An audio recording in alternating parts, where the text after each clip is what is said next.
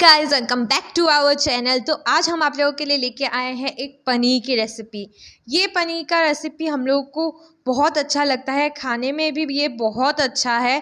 तो हम लोगों ने सोचा कि क्यों ना ये रेसिपी हम लोग आप लोगों से शेयर करें। तो चलिए वीडियो को शुरू करते हैं और देखते हैं कि इस रेसिपी को हम लोग कैसे बना सकते हैं।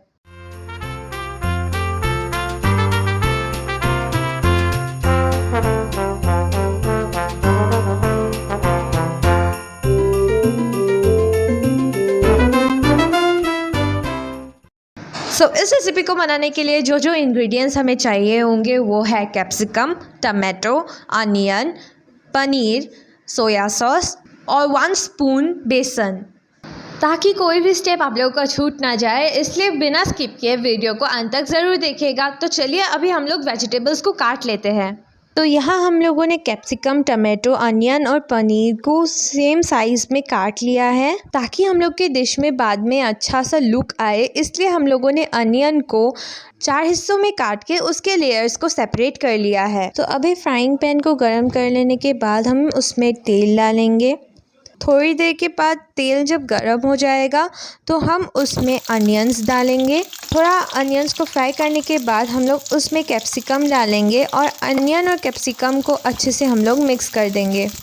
थोड़ा फ्राई करने के बाद हम लोग उसमें सॉल्ट डालेंगे। आप लोग अपने स्वाद अनुसार नमक डाल सकते हैं और वापस से इसे अच्छे से मिक्स कर देंगे। नमक को ऐड करने के कारण आप लोग देख सकते हैं कि अनियन स्लोली ट्रांसपेरेंट हो रहे हैं। तो यही चीज़ हम लोग को मेंटेन करना है ताकि डिश हम लोग का बाद में अच्छा दिखे। मिक्स करके हो जाने के बाद उसमें हम लोग पनीर ऐड करेंगे और वापस से इसे अच्छे से मिक्स करेंगे।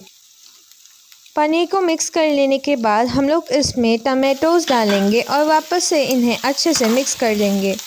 थोड़ी देर फ्राई करने के बाद हम लोग उसमें सोया सॉस डालेंगे। अप्रॉक्स 1 स्पून सोया सॉस हम लोग इस्तेमाल कर रहे हैं और इसे वापस से अच्छे से मिक्स कर देंगे। इस बार आप लोगों को अच्छे से मिक्स करना है ताकि सोया सॉस बाकी इंग्रेडिएंट्स के साथ अच्छे से मिक्स हो जाए।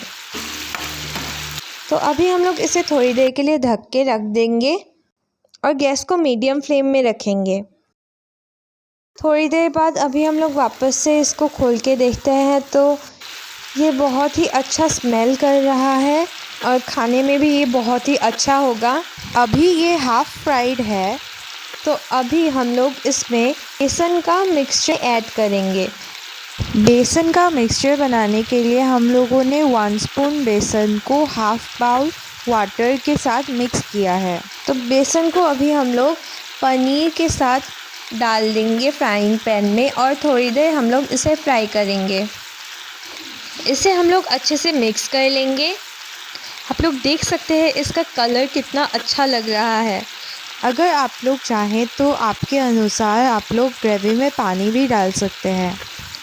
थोड़ी देर के लिए हम लोग इसे छोड़ देंगे और अभी आप लोग देख सकते हैं कि ये कितना अच्छा लग रहा है। इस रेसिपी को बनाते हुए हम लोगों को हल्दी का प्रयोग नहीं करना है। हम लोगों ने जो सोया सॉस का इस्तेमाल किया था उसके कारण आप लोग देख सकते हैं कि कितना अच्छा कलर निकल के आया है। और मोरोवर आप लोग को इस रेसिपी को बनाने के लिए पनीर को फ्राई करने की ज़रूरत नहीं है। आप पनीर को डायरेक्ट पैकेट से काट के इसमें डाल सकते हैं। ये बन के तैयार हो चुका है और अंत में हम इसमें थोड़ा सा रेड चिली पाउडर ऐड करेंगे ताकि थोड़ा सा ये स्पाइसी हो और खाने में भी ये बहुत अच्छा हो।